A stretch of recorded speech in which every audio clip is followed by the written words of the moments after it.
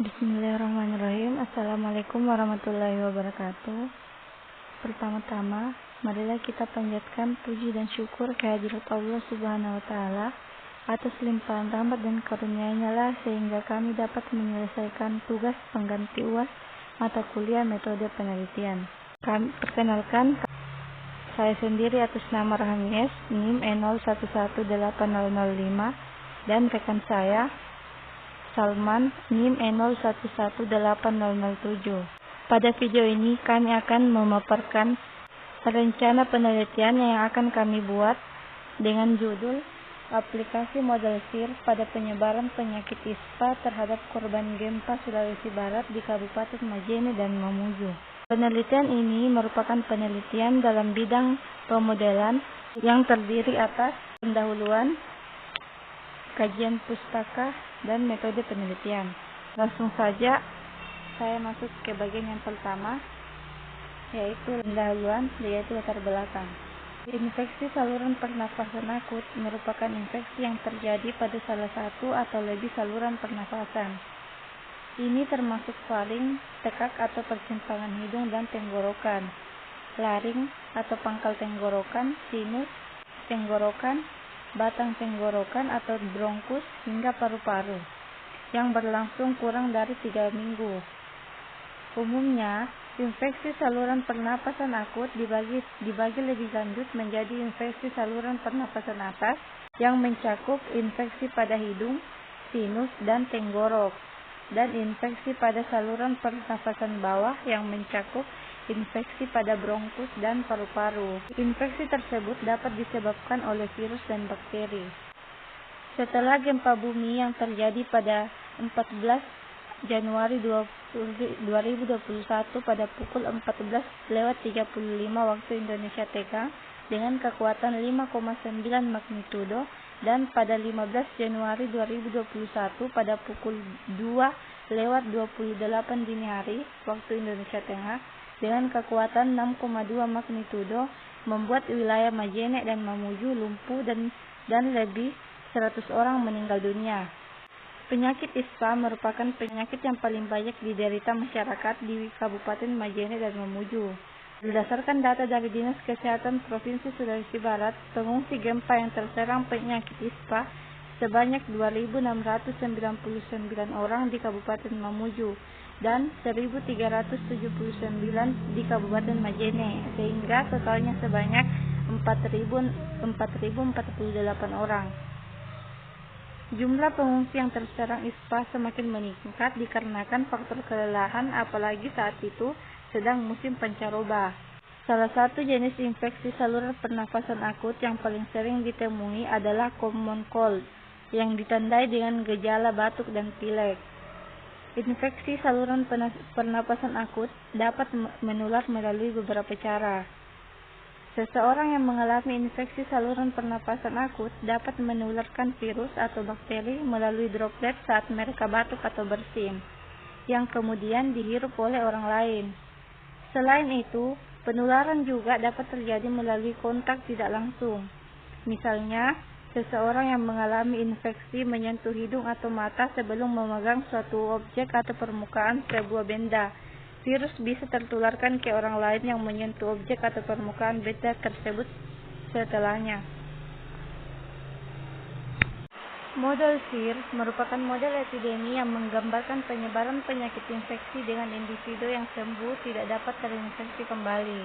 Model ini bertujuan untuk mengetahui laju penyebaran dan kepunahan suatu wabah penyakit dalam suatu populasi tertutup dan bersifat epidemi.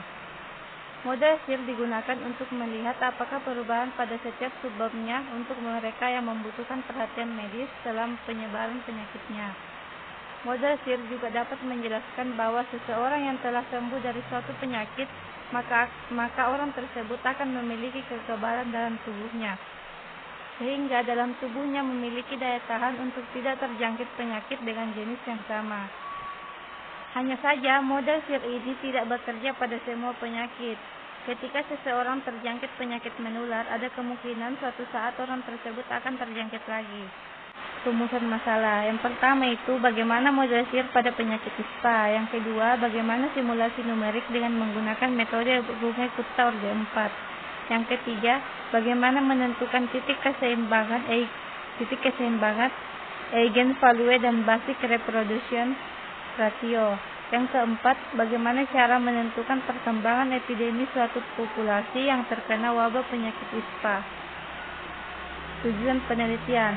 Yang pertama itu untuk mengetahui model penularan penyakit ISPA dengan menggunakan model epidemi SIR, suspectible, infected, dan recovered. Yang kedua, melakukan simulasi numerik dengan menggunakan metode Runge-Kutta-Orde 4. Yang ketiga, menentukan titik keseimbangan eigenvalue dan basic reproduction ratio.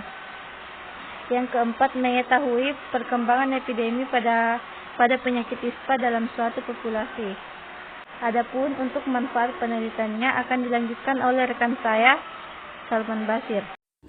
Bismillahirrahmanirrahim. Baiklah, kepada Tuhan kita bersyukur dan kepada Nabi kita bersalawat. Kami akan melanjutkan presentasi yang dipaparkan oleh Saudari Rahmi, yaitu bagian manfaat penelitian.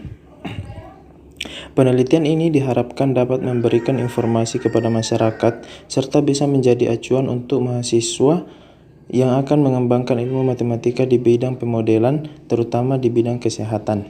Yang kedua, hasil penelitian ini diharapkan dapat memberikan manfaat untuk menambah pengetahuan dan wawasan mengenai peranan model matematika dalam bidang kesehatan, khususnya model epidemi SIR terhadap penyakit menular. Kita masuk ke tinjauan pustaka. Model SIR pertama kali diperkenalkan pada tahun 1927 oleh Kermar dan M.C. Kendrick.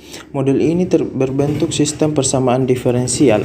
Model SIR menjelaskan tentang penyebaran penyakit dengan individu yang sembuh dari penyakit tidak dapat terinfeksi kembali karena memiliki kekebalan.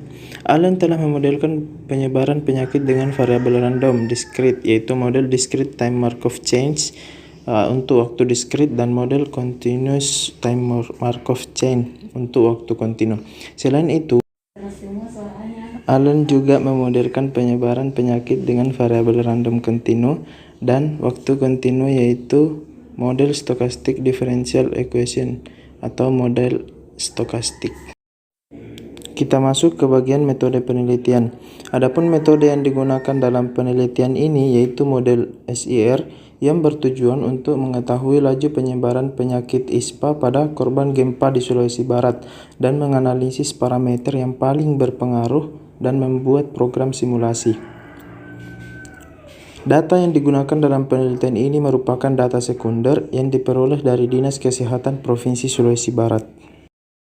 Nah, adapun tahapan-tahapan yang dilakukan dalam penelitian ini yaitu yang pertama mengumpulkan data, kedua menentukan model SIR, yang ketiga mencari titik tetap, yang keempat peliniaran, yang kelima menentukan basic reproduction ratio, yang keenam menduga parameter, dan yang ketujuh membuat program laju penyebaran, dan yang kedelapan menjalankan program, 9 interpretasi hasil, dan yang ke-10 kesimpulan.